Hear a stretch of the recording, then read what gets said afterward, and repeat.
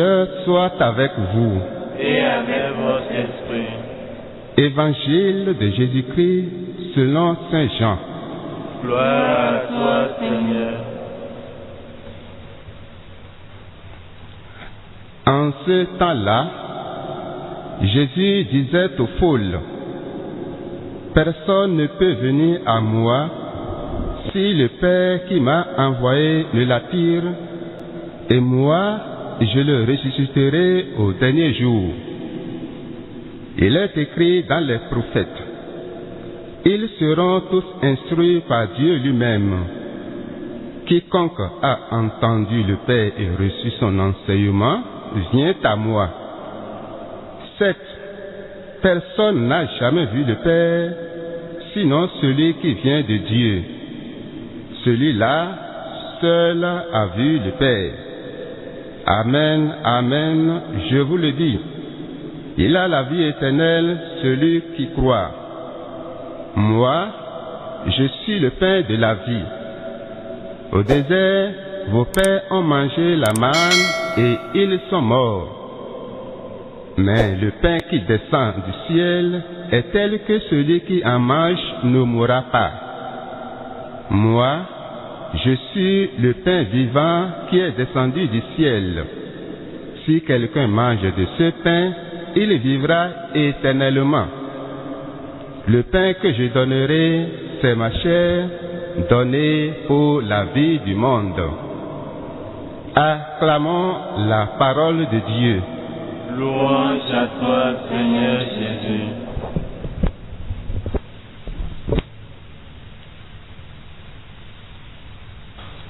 Loué soit Jésus et Marie, maintenant et à jamais.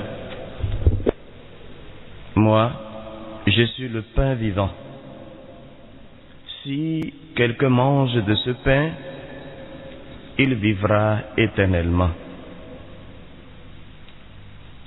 Qu'a-t-il de plus, ce pain vivant, que la manne à laquelle Jésus le compare et qui est considéré comme le plus grand prodige au temps de les autres? Serait-ce ce petit côté vivant? Alors, cela veut dire qu'en ingérant ce pain, en le croquant, en le marchant, en le dégustant, nous incorporons en nous un supplément de vie. La vie, non comme un droit, comme un devoir, mais comme un don. C'est ma chair donnée pour la vie du monde. C'est Jésus, Dieu fait homme, qui donne sa vie pour le monde, pour l'humanité, pour moi, pour toi, pour chacun de nous. Alors, si nous recevons ce don, si nous l'acceptons, eh bien, il brûle en nous, il vit en nous. C'est d'ailleurs littéralement Jésus qui vit dans notre cœur.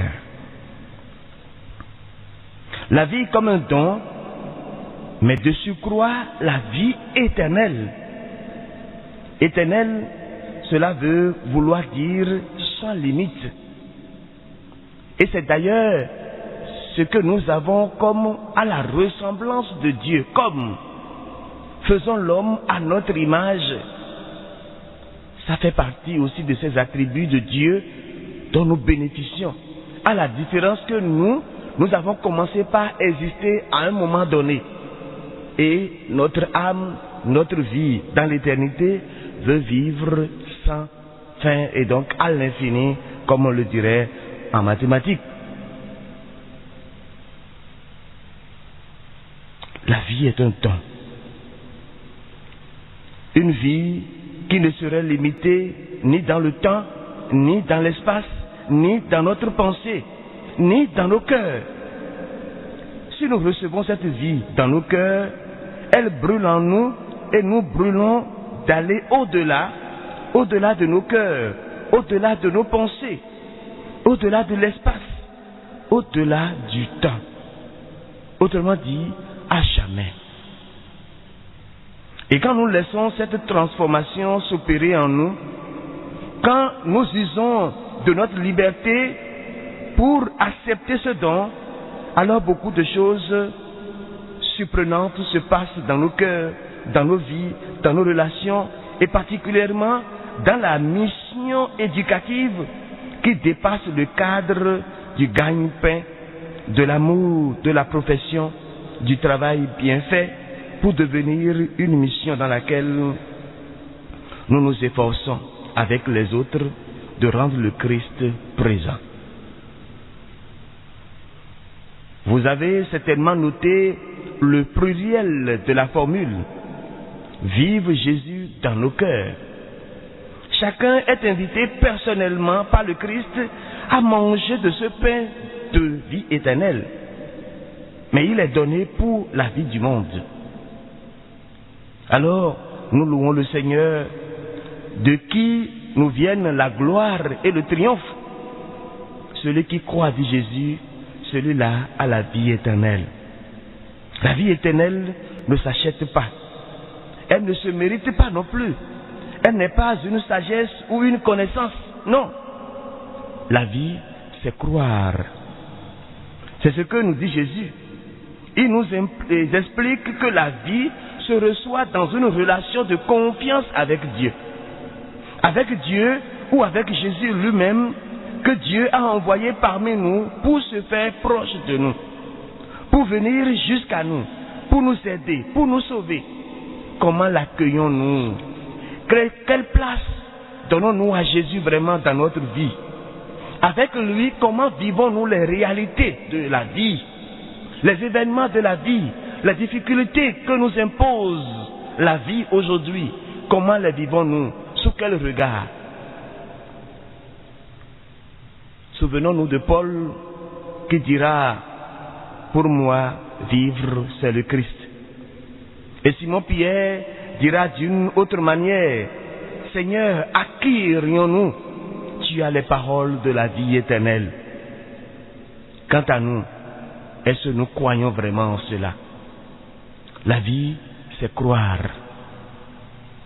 Ce n'est pas un savoir. C'est croire que Dieu nous aime. La vie, c'est croire que Jésus est l'envoyé du Père. La vie, c'est croire au pardon, à la toute-puissance du Père, au souffle de l'Esprit. C'est cela, croire. La vie, c'est croire que Jésus est le pain que Dieu nous donne pour nous nourrir, pour nous faire devenir ce que nous sommes réellement, c'est-à-dire fils de Dieu, créés à l'image de Dieu. Enfants de Dieu, nous le sommes. Mais, fils de Dieu, il nous faut le devenir, frères et sœurs. Et pour cela, il faut grandir. Et surtout, nous devons apprendre à grandir avec le Christ, en développant en nous la maturité spirituelle, ce qui nous manque aujourd'hui. Alors, Jésus, l'envoyé du Père, nous apporte ce dont nous avons besoin pour pouvoir le devenir. Il est ce pain qui descend du ciel, qui vient nourrir, qui vient faire grandir. Et il nous le dit, si quelqu'un mange de ce pain, il vivra éternellement. La nourriture de Dieu qui donne vie s'obtient par la foi. Vivre, c'est croire. Croire et aimer. Saint Jean précisera dans sa première lettre, voici le commandement de Dieu. Mettre notre foi dans le nom de son Fils, Jésus-Christ, et nous aimer les uns les autres comme il nous l'a commandé. Celui qui garde ses commandements demeure en Dieu et Dieu demeure en lui. Croire en Jésus, au nom de Jésus, aimer en acte et en vérité, comme Jésus nous a aimés, eh bien, c'est demeurer en Dieu. Et demeurer en Dieu, c'est vivre éternellement. Bien-aimés, nous sommes encore interpellés à revoir notre vie, le don que nous faisons de notre vie, la foi que nous avons accueillie, les promesses baptismales. Où en sommes-nous aujourd'hui? Chacun de nous doit s'examiner en ce sens. Quand on était petit ou quand on a commencé, quelle ferveur, Et en grandissant, que devenons-nous aujourd'hui? Quel sens le baptême que j'ai reçu a? La communion que j'ai reçue, la confirmation que j'ai reçue, le mariage, l'ordination que j'ai reçue. Quel sens cela a aujourd'hui avec le temps? On a beau prier, demeurer dans la ferveur, on a obtenu l'emploi. Et aujourd'hui, qu'est-ce que le travail fait de nous aujourd'hui, de nos jours? Chacun de nous doit s'examiner. Ce n'est pas la retraite qu'il faut reprendre la course de la foi, frères et sœurs. Apprenons à garder les deux, à veiller, à dans l'équilibre. Trouvons-nous du temps pour nourrir non seulement le corps, mais également l'âme. C'est important. Nul ne connaît demain. Who knows the future? Nobody. Personne. Alors, préparons-nous. Vivons vraiment dans cette ferveur. Dimanche dernier, comme témoignait quelqu'un, et le mardi dernier, nous étions ensemble. On a fêté ensemble. Elle n'était pas malade. Il n'y avait aucun signe. Au contraire, elle dansait avec nous. Comment pourrait-on comprendre que le lundi, le lendemain, qu'elle ne se réveille point de son sommeil? A-t-elle péché? Et nous non? Rien n'arrive qu'aux autres. Cela pourrait nous arriver. Nous devons apprendre à vivre de ce pain en nous, à travers notre vie, être prêt à tout moment. Ça aurait été un accident, ça aurait été tel ou tel, on comprendrait. Mais qu'elle vienne, notre seule à mort, par surprise, eh bien cela nous fait réfléchir. La foi en Jésus, descendu du ciel, s'inscrit dans le don du Père Céleste. Dieu ne nous abandonne pas, il est là. Même dans les difficultés que nous traversons, même si nous sommes cloués aujourd'hui, enfermés dans la chambre, impossible de sortir, de jouir de la vie comme on croirait, eh bien Dieu nous dit, il est présent, il est là et il nous aime. Parfois on doute de cet amour-là. Oui, Dieu le dit et le répète encore, son amour est infini. Par son seul savoir, par ses propres capacités, aucune personne ne peut accéder au mystère du Fils qui donne vie. Pour l'évangéliste, la foi est un don que favorise l'écoute de la parole et surtout la rencontre avec ce Fils qu'il a envoyé pour sauver l'humanité. As-tu rencontré le Christ, mon frère et ma sœur? Comme Saul à Damas, as-tu rencontré le Christ? Et dans quelle détermination vis-tu maintenant? Ce n'est plus moi qui vis, dit Paul. C'est le Christ qui vit en moi. Qui vit en toi, mon frère, ma sœur? Le mystère de l'incarnation n'est pas seulement un débat théologique sur l'origine et la nature du Christ. C'est aussi un impératif missionnaire. Jésus donne ici la première place à Dieu. Le mouvement décrit en termes de descente devient une montée vers le Père, attirer, venir à lui. Sommes-nous attirés par Dieu? Telle est la volonté de Dieu, d'attirer par amour l'humanité à lui. Telle est la mission du Fils, que de descendre pour le faire connaître. Entre l'Éternel et les créatures mortelles, il y a ce pain urgent, ce pain vital, ce pain salvateur qu'est Jésus, pain de vie. Il est ainsi le seul et unique médiateur entre Dieu et les hommes. Ce mystère est décrit avec des verbes liés à la parole. Instruire, entendre et enseigner. Et le pape François ne cessera de nous le répéter encore et encore. Après la multiplication des pains, la foule avait saisi pour une part le signe de cette nouvelle manne. Avec ce passage de Jean que nous venons d'entendre, nous franchissons un cap. Le pain n'est plus seulement une manne alimentaire, ni même uniquement le pain de la parole.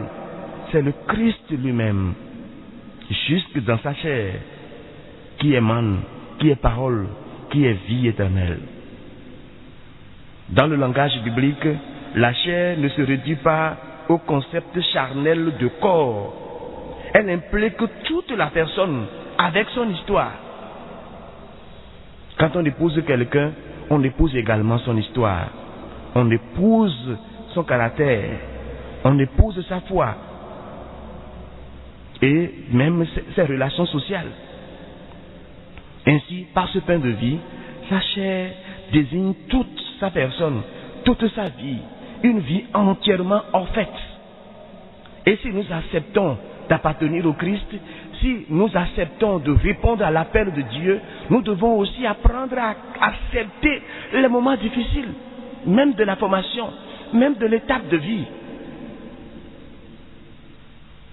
Nous avons accepté le Christ, nous avons accepté de nous marier, eh bien acceptons aussi les exigences du mariage. Nous avons accepté de donner notre vie, consacrer notre vie, eh bien acceptons également les conditions qu'impose cet état de vie. Ce don n'est pas destiné uniquement à une vie saine, un bien-être personnel. Et c'est en cela qu'on le répète, la vocation à la vie sacerdotale ou religieuse n'est pas une systématisation. Non. Ce don du pain ne se résume pas non plus à des paroles de sagesse, de la piété, de la chasteté, de la charité. Dans ce passage, Jésus offre un pain vivant pour vivre éternellement. Cette vie éternelle dit tout le projet de Dieu pour son peuple. Ne plus en être séparé, n'en perdre aucun, pas même une miette, pas même dans la mort. Cette vie éternelle se désigne par un lieu, un après, mais l'amour même de Dieu, à chaque instant et pour chacun, frères et sœurs. Il veut faire vivre toujours et encore. L'accès à l'éternité représente le don de l'amour que Dieu offre à son Fils. La seule volonté de Dieu est que l'homme vive éternellement, pas seulement ici. D'ailleurs, la gloire de Dieu, c'est l'homme vivant. Ta gloire, Seigneur, c'est l'homme vivant, c'est l'homme debout qui te rend honneur. Souvenons-nous, n'est-ce pas? Est-ce que notre vie rend vraiment honneur à Dieu? Chacun de nous doit s'examiner dans ce sens. Dieu n'a qu'une seule parole, c'est le Verbe de vie, venu parmi nous pour nous le montrer, pour nous le communiquer, jaillissant de la Sainte Trinité. Ici, le péché est à peine mentionné, sinon par la mort des Hébreux dans le désert au cours de l'Exode. Mais ceci est pour faire ressortir deux choses. D'une part, l'Exode et la terre promise. D'une part, le pain et la vie. Cette vie que nous célébrons et nous vivons en célébrant autrement. Pendant 2 ans, notre archevêque nous a accordé cela. Nous allons célébrer pendant une bonne année pastorale la vie naissante. Et dès la 2e année pastorale, nous aurons à célébrer la vie même dans les personnes de 3e âge. La vie au début, la vie comme à la fin. Frères et sœurs, célébrons cette alliance nouvelle que Dieu réalise à travers sa promesse. Lui qui nous aime et qui ne cesse de nous le prouver. Jésus nous rappelle, tout homme qui écoute les enseignements du Père vient à lui, car il reconnaît en lui les enseignements de celui qui l'envoie et la vérité qu'ils contiennent. La manne était le signe de la parole et de la révélation. Le pain venu du ciel est la révélation définitive donnée aux hommes. Celui qui a reçu les enseignements du Père reçoit également sa bonté dans sa vie. Alors, frères et sœurs, demandons à Marie, notre mère, de nous nourrir vraiment de cette parole et surtout de cultiver dans notre vie chaque jour que Dieu accorde ses vertus pour que nous ne soyons pas des riches de ce monde seulement, mais riches en Dieu. Et qui est riche en Dieu et a déjà tout, possède déjà tout. N'est-ce pas, nous avons la grâce de recevoir Jésus dans la communion que nous recevons. Et si Jésus est en nous, quelle est après la messe, après les célébrations, la vie que nous menons, les témoignages que nous donnons. La vie en celui qui le mange est transformée. Que notre vie soit donc transformée. Seigneur, fais-nous la grâce de pouvoir ouvrir nos cœurs à tes enseignements, de nous laisser atteindre et interpeller par ta parole.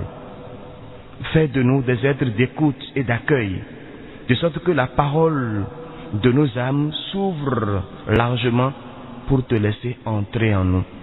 Donne-nous surtout la liberté des enfants de Dieu pour entrer en toi, pour entrer dans ta joie, pour vivre de ta vie à jamais. Par Marie notre Mère. Amen.